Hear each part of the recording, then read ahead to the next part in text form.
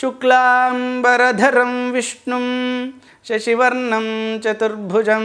తర్వాత ప్రసన్నవదనం ధ్యాయేత్ సర్వవిఘ్నోపశాంతి. అందరికీ వస్తుంది. ఎంతమందికి అర్థం తెలుసు? ఎవరికి తెలియదు. చాలా తక్కువ మందికి, అంటే 95% తెలియదు. ఒక 5% ఉంటే తెలుసుకోవచ్చు. 95% మందికి తెలియదు. అయినా కానీ మనం ఆ యొక్క మంత్రాన్ని, ఆ శ్లోకాన్ని చదవకుండా ఏదైనా పూజ చేస్తామా? చెయ్యము. కానీ ఆ మంత్రం చదివితేనే కానీ ఆ పూజ సమాప్తి అయినట్టుగా, లేదంటే ప్రారంభించినట్టుగా మనకు అవుతుంది. మంత్రం అర్థం తెలియలేదని మనం వదిలేస్తామా? వదిలేము.